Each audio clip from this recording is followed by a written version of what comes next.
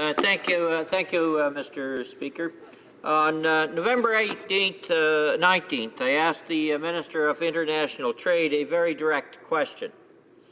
Will the CETA agreement, the Canada-Europe trade agreement, his government is in negotiations on, will it result in Canadians paying increased drug costs?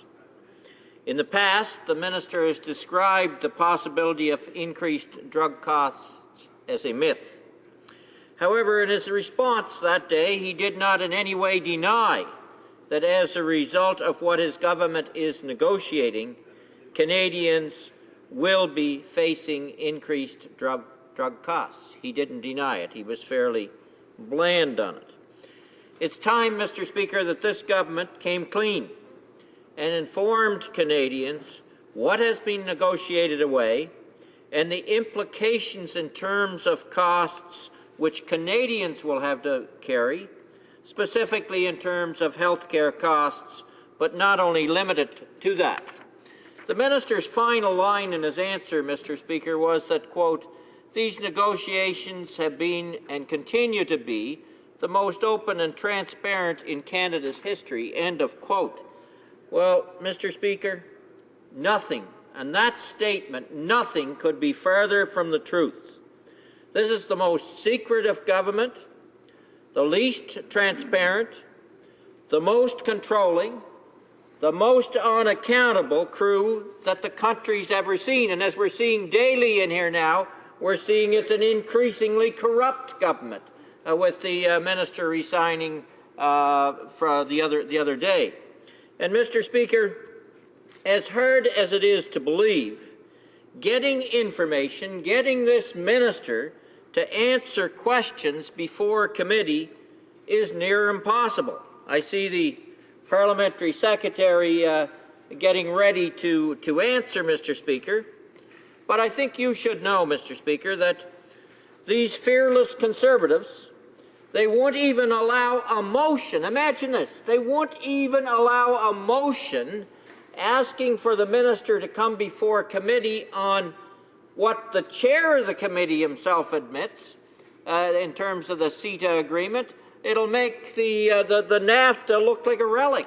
Huge agreement, huge implications, and Conservative members, those fearless Conservatives, won't even allow the motion itself to be debated in public. Mr. Speaker, that's pretty pathetic. What are Conservatives afraid of? You know, the minister's allowed to go to Washington and give a little speech. He's allowed to travel around the world and give a speech here and there. He's allowed to hold a press conference and maybe even answer a couple of questions. But he's not allowed to come before committee and answer to the representatives of Canadians on the implications of this trade agreement. Canadians deserve the truth, Mr. Speaker. They deserve information. What will be the costs of drugs as a result of the deal?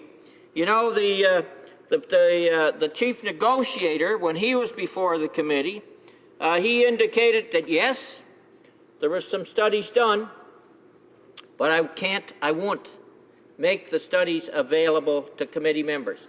We're the committee members, Mr. Speaker. We should have this information. The minister should be before a committee, and he should answer directly to questions. That's what democracy is supposed to be all about. It's how this place is supposed to operate. Thank you.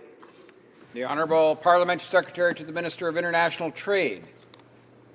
You know, I find it more than a bit surprising, Mr. Speaker, that the honourable member wants answers to direct questions, but he wants to ask those questions that are full of fallacies and innuendo and maybes and mights and could-be's.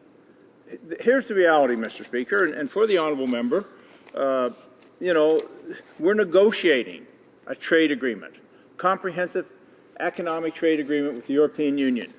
We've negotiated trade agreements already with 9 countries around the world. This one will be by far the largest, 27 member states of the European Union, 28 member states after Croatia joins on July the 1st.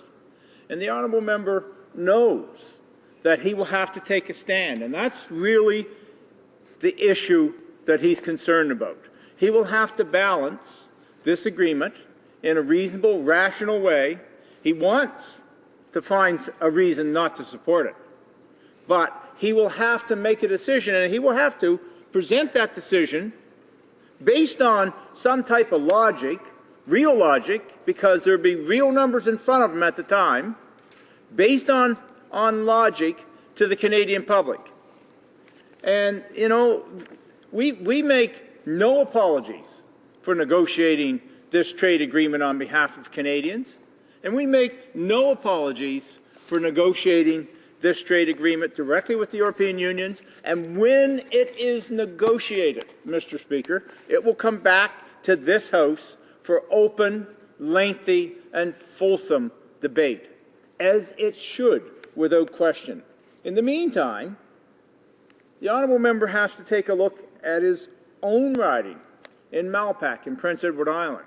And he has to ask himself, why not give his constituents greater access for potatoes in the European marketplace? Why not give his constituents greater access to the European marketplace for fish and seafood? PEI produces some of the best seafood in the world. They're a great producer of Atlantic blue mussels.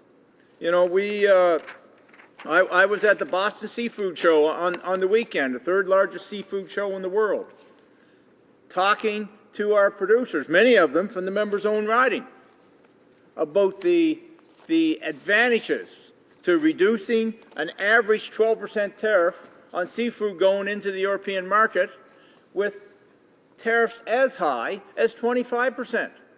If we can reduce that to zero, that is a tremendous boost for the member's own constituents. But the problem here is the member will have to make a decision.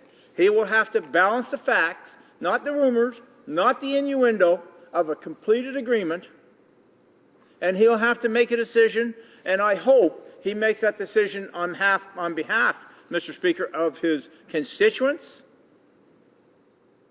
for the sake of the country, not for the sake of political gain, because we've far too much of that in this place, and it is time that the opposition members look beyond what they see as a quick, easy political gain to what is in the best interest of the nation.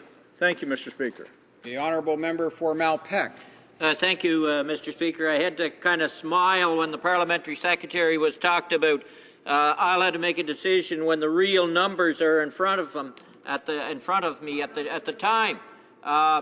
If we're taking the Minister of Finance as an example, real numbers don't mean much to them over there, Mr. Speaker. The Conservative government never announced a number that they hit on target as yet. But the bottom line here, Mr. Speaker, is Canadians need information on this deal. It isn't me. I represent people in my riding and represent Canadians as international trade critic. We need to know where the danger points are in the agreement.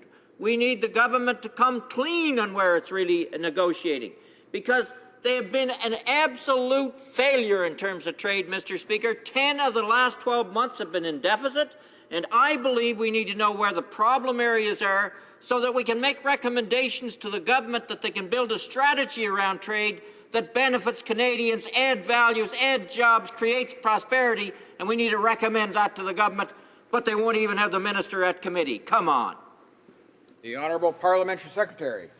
I know the honourable member hasn't looked, Mr. Speaker, but the entire world's in deficit, and Canada is doing better in every category than all of our competition. We are leading the world, Mr. Speaker, and we're going to continue to do that through growth, through opportunity, and through exports. 65% of our income is generated, Mr. Speaker, through exports. I would say it's probably higher than that in the member's own riding. Another good portion of our income for our provincial colleagues and our provincial economies is services. We're looking at opening up services in this CETA with the European Union. There's opportunity here, but I'm going to throw it back at the honourable member one more time. You're going to have to base your criticism on facts, not on innuendo, not on rumor, and you're going to have to present them in a logical manner in this place, and I urge you to support this agreement because it's good for the country and it's good for your own constituents.